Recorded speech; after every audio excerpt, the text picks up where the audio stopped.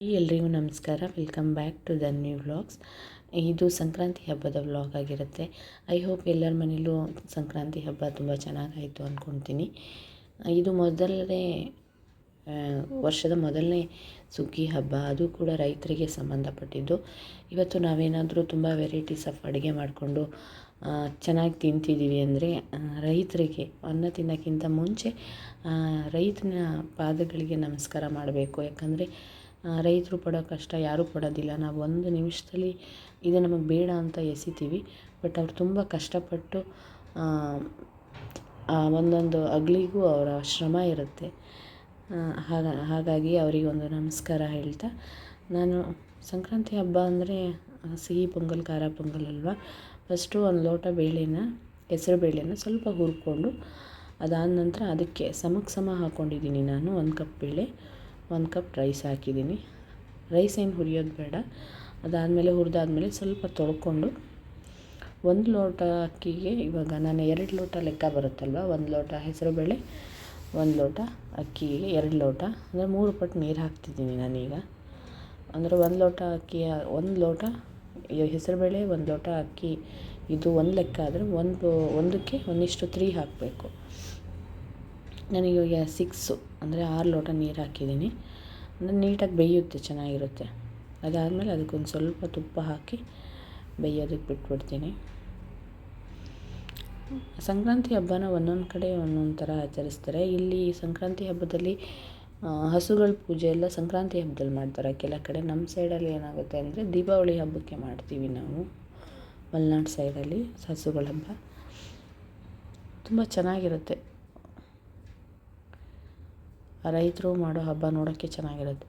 ಇಲ್ಲಿ ಬಾದಾಮಿ, ಗೋಡಂಬಿನ ಕಟ್ ಮಾಡಿ ಇಟ್ಕೊತಿದ್ದೀನಿ ಪೊಂಗಲ್ಗಳಿಗೆ, ಒಗ್ಗರಣೆಗೆ ಅಂಥೇಳಿ. ಅದಾದ ನಂತರ ನಾನೇನು ಮಾಡ್ತೀನಿ ಅಂದರೆ ಜೀರಿಗೆ ಮತ್ತು ಮೆಣಸು ಎರಡನ್ನೂ ಹುರ್ಕೊಬಿಡ್ತೀನಿ. ಹುರಿದು ಫುಲ್ ನೈಸಾಗಿ ಪುಡಿ ಮಾಡ್ತೀನಿ. ಬರೀ ಹಾಗೆ ಹಾಕಿದ್ರೆ ಪೆಪ್ಪರೆಲ್ಲ ಸುಮ್ಮನೆ ಎತ್ತಿಡ್ತೀವಿ ಅಲ್ವಾ. ಈ ಥರ ಪುಡಿ ಮಾಡಿ ಹಾಕಿದ್ರೆ ಎತ್ತಿ ಸೈಡಿಗೆ ಇಡೋಕ್ಕೂ ಆಗೋಲ್ಲ, ಚೆನ್ನಾಗಿರುತ್ತೆ ತಿನ್ನೋಕ್ಕೂ ಕೂಡ. ಇದನ್ನು ಸ್ವಲ್ಪ ನೈಸಾಗಿ ಗುದ್ಕೋಬೇಕು. ಇಲ್ಲ ಜಾಸ್ತಿ ಕ್ವಾಂಟಿಟಿ ಇದೆ ಅಂದರೆ ಮಿಕ್ಸಿಗೆ ಹಾಕ್ಕೊಳ್ಳಿ. ನಾನಿಲ್ಲಿ ಒಂದೊಂದು ಸ್ಪೂನ್ ಇರೋದ್ರಿಂದ ಅದನ್ನು ನೀಟಾಗಿ ಹೀಗೆ ಜಜ್ಜಿ ಪೇಸ್ಟ್ ಮಾಡ್ಕೊತೀನಿ. ಹಾಗೆ ಸ್ವಲ್ಪ ಶುಂಠಿ, ಬೇಳೆ ಹಾಕಿರ್ತೀವಲ್ಲ, ಕೆಲವ್ರು ಗ್ಯಾಸ್ ಆಗುತ್ತೆ ಅಂತಾರಲ್ಲ, ಅದಕ್ಕೋಸ್ಕರ ಸ್ವಲ್ಪ ಶುಂಠಿ ಹಾಕ್ಕೊಳ್ಳೋಣ. ಶುಂಠಿ ಹಾಕಿದ್ರೂ ಅಷ್ಟೇ ಖಾರ ಪೊಂಗಲಿಗೆ ತುಂಬ ಚೆನ್ನಾಗಿರುತ್ತೆ. ಹಾಗೆ ಜಜ್ಜು ಹಾಕಿದ್ರೂ ಆಗುತ್ತೆ. ಈ ಥರ ತುರಿದು ಹಾಕಿದ್ರೆ ಸ್ವಲ್ಪ ಬಾಯಿಗೆ ಸಿಗುತ್ತೆ, ಚೆನ್ನಾಗಿರುತ್ತೆ ಅಂತ ನಾನು ತುರಿದು ಹಾಕ್ತಾಯಿದ್ದೀನಿ.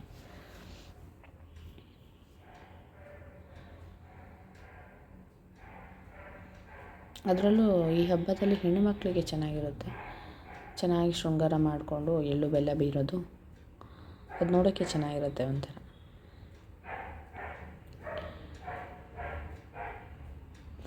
ಪೊಂಗಲ್ಲು ಮತ್ತು ಮಾಡೋದೇನು ಸ್ಪೆಷಲ್ ಅನಿಸಲ್ಲ, ಎಲ್ಲರೂ ಕೂಡ ಮಾಡ್ತೀರ. ನಾನು ಮಾಡೋ ರೀತಿನ ಶೇರ್ ಮಾಡಿದ್ದೀನಿ ಅಷ್ಟೇ.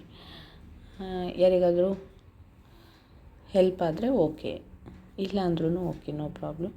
ಈಗ ಒಂದು ಪಾತ್ರೆಗೆ ಸ್ವಲ್ಪ ತುಪ್ಪ ಹಾಕಿ, ತುಪ್ಪದಲ್ಲೇ ಒಗ್ಗರಣೆ ಮಾಡ್ತಿದ್ದೀನಿ ನಾನು. ನಿಮಗೆ ತುಪ್ಪ ಅಷ್ಟು ಇಷ್ಟ ಆಗೋಲ್ಲ ಅಂದರೆ ಎಣ್ಣೆಲೇ ಮಾಡ್ಕೊಳ್ಳಿ. ಸ್ವಲ್ಪ ಗೋಡಂಬಿ, ಅದೊಂಚೂರು ಲೈಟಾಗಿ ಫ್ರೈ ಆದ ನಂತರ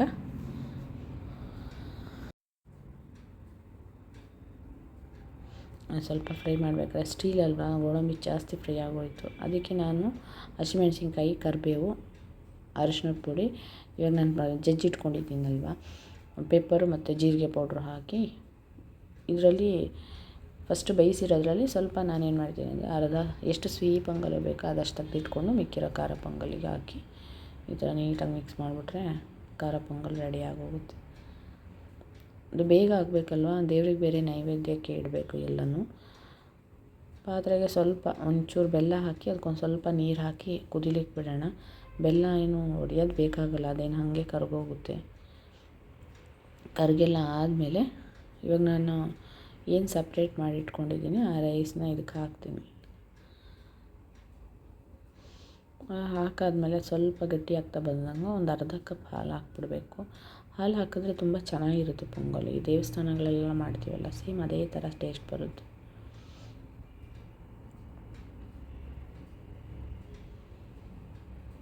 ಸ್ಟೀಲ್ ಪಾತ್ರೆಲಿ ಮಾಡಿದ್ರೆ ಸ್ವಲ್ಪ ಕೈ ಆಡಿಸ್ತಾನೆ ಇರಬೇಕಿಲ್ಲ ಅಂದರೆ ಅಡಿ ಹಿಡಿದು ಬಿಡುತ್ತೆ. ನಾನು ಒಂದೆರಡು ಏಲಕ್ಕಿನ ಚೆನ್ನಾಗಿ ಪುಡಿ ಮಾಡಿಟ್ಕೊಂಡು ಏಲಕ್ಕಿ ಪುಡಿ ಹಾಕಬೇಕು. ಸ್ವಲ್ಪ ಸಿಪ್ಪೆ ಸಮೇತ ಹಾಕಬೇಕು. ಆ ಏಲಕ್ಕಿ ಸ್ಮೆಲ್ ಹಂಗೆ ಇರುತ್ತೆ, ಚೆನ್ನಾಗಿ ಬರುತ್ತೆ. ಜಾಸ್ತಿ ಗಟ್ಟಿಯಾಗೋ ತನಕ ವೆಯ್ಟ್ ಮಾಡೋದು ಬೇಡ. ಸ್ವಲ್ಪ ನೀರಿದ್ದಾಗಲೇ ಆಫ್ ಮಾಡಿದ್ರೆ ಸಾಕಾಗುತ್ತೆ. ಮತ್ತು ತಣ್ಣಗಾದ್ಮೇಲೆ ಇನ್ನು ಸ್ವಲ್ಪ ಗಟ್ಟಿ ಆಗಿಬಿಡುತ್ತಲ್ಲ. ಇವಾಗ ನಾನು ಇದಕ್ಕೆ ಗೋಡಂಬಿ ಮತ್ತು ಬಾದಾಮಿದು ಒಗ್ಗರಣೆ ಮಾಡ್ತಿದ್ದೀನಿ. ದ್ರಾಕ್ಷಿ ಬಳಸೋದಾದರೆ ಬಳಸ್ಬೋದು. ನನಗಷ್ಟು ಇಷ್ಟ ಆಗೋಲ್ಲ ದ್ರಾಕ್ಷಿ, ಹಾಗಾಗಿ ನಾನು ಗೋಡಂಬಿ ಮತ್ತು ಬಾದಾಮಿ ಮಾತ್ರ ಒಗ್ಗರಣೆ ಮಾಡ್ಕೊತೀನಿ ತುಪ್ಪದಲ್ಲಿ.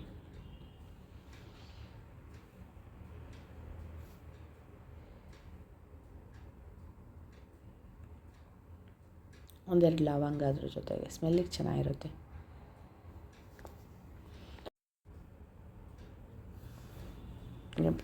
ಪೊಂಗಲಿಗೆ ಒಗ್ಗರಣೆ, ತುಪ್ಪದ ಒಗ್ಗರಣೆ ಹಾಕಿ ಮಿಕ್ಸ್ ಮಾಡಿಕೊಂಡ್ರೆ ಖಾರ ಪೊಂಗಲ್, ಸ್ವೀಟ್ ಪೊಂಗಲ್ ಎರಡೂ ರೆಡಿ ಇರುತ್ತೆ.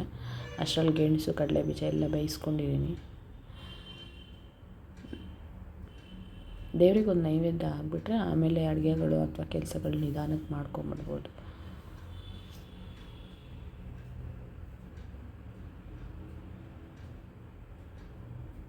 ಇಷ್ಟು ಸ್ವಲ್ಪ ತೆಳ್ಳಗಿರಬೇಕು, ಇಲ್ಲಾಂದರೆ ತಣ್ಣಗಾದ್ಮೇಲೆ ತೀರಾ ಗಟ್ಟಿಯಾಗಿ ಹೋಗ್ಬಿಡುತ್ತೆ, ತಿನ್ನೋಕೆ ಅಷ್ಟು ಚೆನ್ನಾಗಿ ಅನಿಸಲ್ಲ.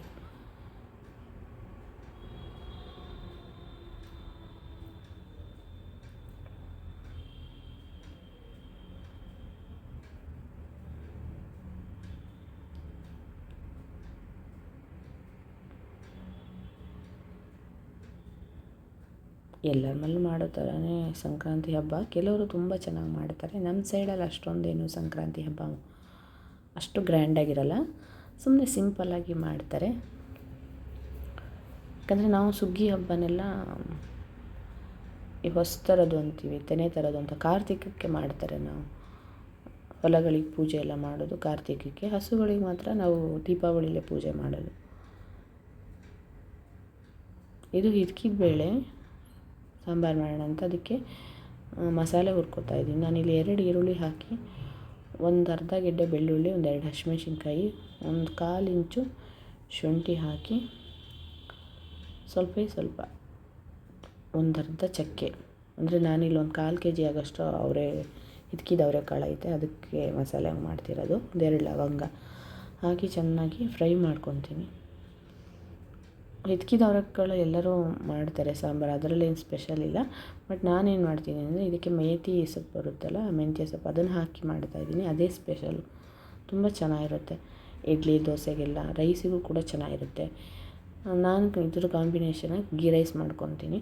ನೀವು ಮನೇಲಿ ಒಂದು ಸತಿ ಖಂಡಿತವಾಗ್ಲೂ ಟ್ರೈ ಮಾಡಿ. ಮೆಂತ್ಯ ಸೊಪ್ಪು ಹಾಕಿ ತುಂಬ ಚೆನ್ನಾಗಿ ಬರುತ್ತೆ. ಸ್ವಲ್ಪ ಅರಿಶಿನ ಪುಡಿ, ಅಂದರೆ ನಾವು ಮಟನ್ ಮಸಾಲೆಗೆ ಇಡ್ತೀವಲ್ಲ ಅದೇ ಥರ ಮಸಾಲೆ ಮಾಡ್ಕೋಬೇಕು. ತುಂಬ ಜಾಸ್ತಿ ಮಸಾಲೆನೂ ಹಾಕಬಾರ್ದು. ಸ್ವಲ್ಪ ಒಂದು 4ರಿಂದ 5 ಕಾಳು ಮೆಣಸು ಹಾಕಿದ್ದೀನಿ. ಖಾರ ಜಾಸ್ತಿ ತಿಂತೀರಾ ಅಂದರೆ ಸ್ವಲ್ಪ ಹಾಕ್ಕೊಳ್ಳಿ. ಚಳಿಗೆ ಸ್ವಲ್ಪ ಖಾರ ಇದ್ದರೆ ತಿನ್ನೋಕ್ಕೆ ಚೆನ್ನಾಗಿರುತ್ತೆ ಅಂತ ನಾನು ಸ್ವಲ್ಪ ಕಾಳು ಮೆಣಸು ಜಾಸ್ತಿ ಹಾಕಿದ್ದೀನಿ. ಖಾರ ಕಡಿಮೆ ಬೇಕು ಅಂದರೆ ಆದಷ್ಟು ಕಡಿಮೆನೇ ಹಾಕ್ಕೊಳ್ಳಿ.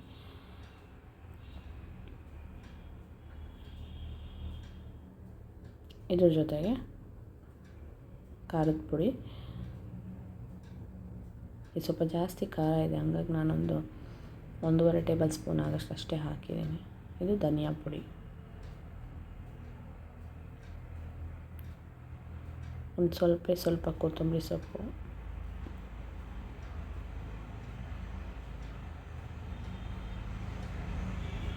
ಹಾಕಿ ನುಣ್ಣಗೆ ಪೇಸ್ಟ್ ಮಾಡ್ಕೊತೀನಿ. ಅಷ್ಟರಲ್ಲಿ ಮತ್ತು ಕುಕ್ಕರಿಗೆ ಸ್ವಲ್ಪ ಎಣ್ಣೆ ಹಾಕಿ 1-2 ಪಲಾವ್ ಎಲೆ ಹಾಕಿ, ಈ ಪಲಾವ್ ಎಲೆ ತುಂಬ ಸ್ಮೆಲ್ ಇರುತ್ತೆ. ನಾನ್ ವೆಜ್ ಅಡುಗೆಗಳಿಗೆ, ಮಸಾಲೆ ಪದಾರ್ಥಗಳಿಗೆ ಇದರಲ್ಲಿ ಒಗ್ಗರಣೆ ಹಾಕಿದ್ರೆ ಸಖತ್ತಾಗಿರುತ್ತೆ. ಇನ್ನೊಂದು ಈರುಳ್ಳಿನ ನಾನು ಸ್ವಲ್ಪ ಚಿಕ್ಕದಾಗಿ ಕಟ್ ಮಾಡಿ ಇಟ್ಕೊಂಡಿದ್ದೀನಿ. ಅದನ್ನು ಒಂಚೂರು ನೀಟಾಗಿ ಎಣ್ಣೆಲಿ ಫ್ರೈ ಮಾಡಿಕೊಂಡು, ಮತ್ತೆ 1 ಟೊಮೊಟೊ.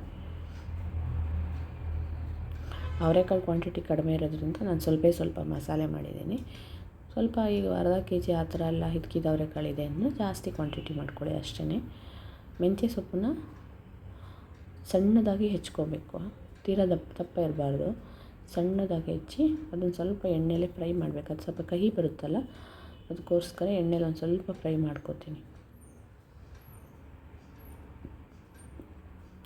ಸ್ವಲ್ಪ ಅರಿಶಿನ ಪುಡಿ ಸೇರಿಸಿ ಮತ್ತೆ ಇನ್ನೊಂದು ಸತಿ ಚೆನ್ನಾಗಿ ಫ್ರೈ ಮಾಡಬೇಕು.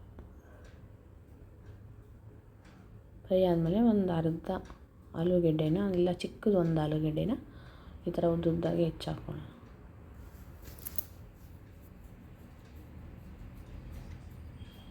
ಅದಾದಮೇಲೆ ನಾವೇನು ಹಿಟ್ಟಿಟ್ಕೊಂಡಿದ್ದೀವಿ ಅವರೇ ಬೇಳೆ ನೀಟಾಗಿ ತೊಳೆದು ಹಾಕ್ಕೊಂಡು ಸ್ವಲ್ಪ ಅದನ್ನು ಒಂದು 2 ನಿಮಿಷ ಉಪ್ಪು ಮತ್ತು ಎಣ್ಣೆಲಿ ಫ್ರೈ ಮಾಡಬೇಕು. ಕಾಳಿಗೆ ಚೆನ್ನಾಗಿ ಹಿಡಿಯುತ್ತೆ. ನೀವು ಒಂದು ಸತಿ ಮೆಂತ್ಯ ಸೊಪ್ಪು ಹಾಕಿ ಈ ಥರ ಮಸಾಲೆ ಇಟ್ಟು ನೋಡಿ, ತುಂಬಾ ಚೆನ್ನಾಗಿರುತ್ತೆ.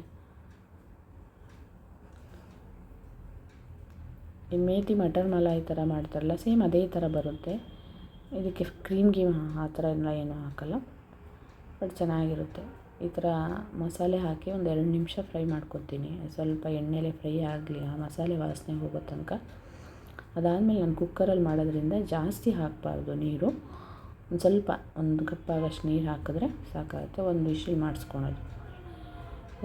ಸ್ವಲ್ಪ 1 ಗ್ಲಾಸ್ ಆಗೋಷ್ಟು ಗೀ ರೈಸ್ ಮಾಡ್ಕೊತೀನಿ. ಅದಕ್ಕೂ ಕೂಡ ತುಪ್ಪ ಹಾಕಿ ಒಂದು ತುಂಡು ಚಕ್ಕೆ, 1-2 ಲವಂಗ, 1 ಏಲಕ್ಕಿ, 1 ಪಲಾವ್ ಎಲೆ, 1-2 ಈರುಳ್ಳಿ ತುಂಬ ತೆಳ್ಳದಾಗಿ ಹೆಚ್ಕೊಂಡಿದ್ದೀನಿ.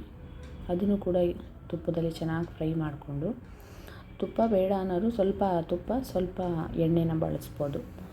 ಶುಂಠಿ ಬೆಳ್ಳುಳ್ಳಿ ಪೇಸ್ಟು,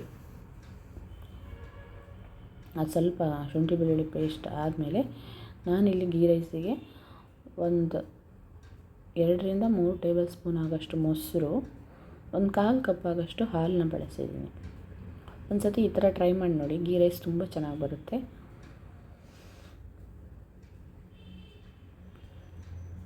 ಒಂದು 1/4 ಕಪ್ ಆಗೋಷ್ಟು ಹಾಲು, ಅಂದರೆ ನಾನು ಒಂದೇ ಕಪ್ಪಲ್ಲಿ ಮಾಡ್ತಿರೋದಲ್ವ, ಅದಕ್ಕೋಸ್ಕರ 1/4 ಕಪ್ ಹಾಲು, ಒಂದು 3-4 ಟೇಬಲ್ ಸ್ಪೂನ್ ಮೊಸರು ಅಷ್ಟೇ.